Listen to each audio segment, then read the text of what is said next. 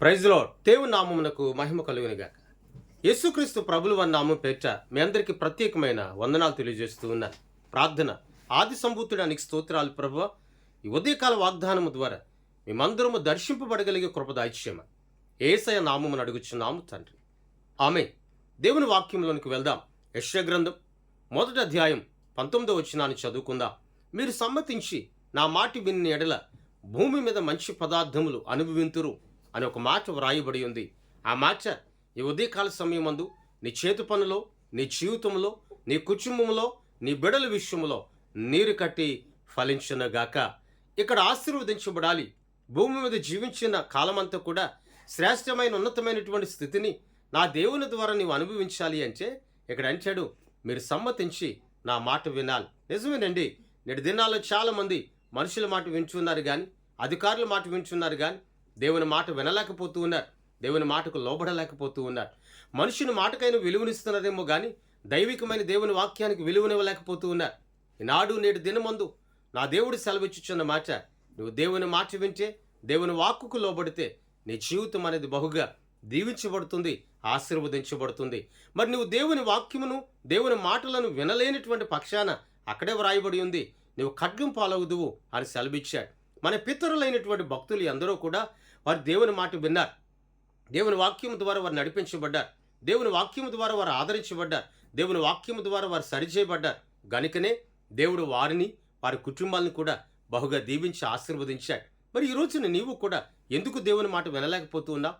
లోకమును ప్రేమిస్తున్నావు గనుక, లోకములో ఉన్న వాటిని ప్రేమిస్తున్నావు గనుక, లోకములో ఉన్న వాటిని ఇంకా వాటి మీదే నీ ఆశ, నీ ఆలోచన, తలంపులు ఉన్నాయి గనుక దేవుని మాటను వినలేకపోతూ ఉన్నావు. ఎవరైతే దేవుని వాక్యానికి లోబడతారో, ఎవరైతే దేవుని మాటలు వింటారో వారిపై దేవుని యొక్క ఆశీర్వాదం అనేది ఫలభరితముగా కొమ్మరించబడుతుంది.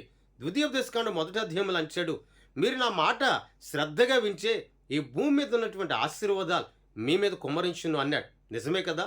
మరి ఈ రోజున సర్వశక్తిమంతుడైన నీ ఆయుష్కాలమును పొడిగించి నిన్ను రక్షించి స్వస్థతనిచ్చి ఆరోగ్యమునిచ్చి అన్నిటిలో కూడా నీకు విడుదలనిచ్చినటువంటి దేవుని మాట వినడానికి ఇష్టమైన మనసు కలిగి ఉన్నావా? లేక లోక సంబంధమైనటువంటి మనుషులు చెబుతున్నటువంటి మాట వినడానికి ఇష్టము కలిగి ఉన్నావా? ఒక్కసారి ఈ ఉదయకాల సమయం ముందు నువ్వు ఆలోచించు. ఎందుకంటే ఈ వాగ్దానం ఈ ఉదయకాల సమయాన నీ జీవితంలో నీరు కట్టి ఫలించాలి. ఈ వాగ్దానము ద్వారా నీవు ఆస్వాదించబడాలి. ఈ వాగ్దానము ద్వారా నీవు హెచ్చింపబడాలి. ఎందుకంటే మనిషి మాట కంటే, అధికారి మాట కంటే శక్తివంతమైనది, సమర్థవంతమైనది నా దేవుని నోట నుండి వచ్చే మాట. మరి ఆ మాట వినగలిగే శక్తి అనేది ఈరోజు నీలో ఉందా? నీలో ఉంటే ఆ మాటను వినుటకు నువ్వు సిద్ధపరచబడు. అక్కడ అంటాడు, భూమి యొక్క మంచి పదార్థములు అనుభవించు అన్నాడు. అనగా ఎన్నడూ అనుభవించలేని, ఎన్నడూ పొందుకొనలేని ఉన్నతమైనటువంటి కార్యాలు నా దేవుని కృపచేత నువ్వు పొందుకుంటావు. నా దేవుని కృపచేత నువ్వు పొందుకొని నడిపించబడదువు గాక. ప్రార్థన. సర్వాధికారి నీకు స్తోత్రాలయ్యా, సర్వోన్నతుడా నీకు వందనాలు ప్రభా. ఈ ఉదయకాల సమయాన ఈ వాగ్దానం ద్వారా ప్రతి ఒక్కరు నీరు కట్టి ఫలించుదురుగాక. తోడై ఉండండి, ఆదరించండి, ఆశీర్వదించండి, నడిపించమని యేసయ్య నామమున అడుగుచున్నాము తండ్రి. ఆమేన్. నా దేవుని కృప నీకు తోడై ఉండి నడిపించునుగాక. ఆమేన్. మీ అందరికీ వందనాలు తెలియజేస్తూ ఉన్నాను.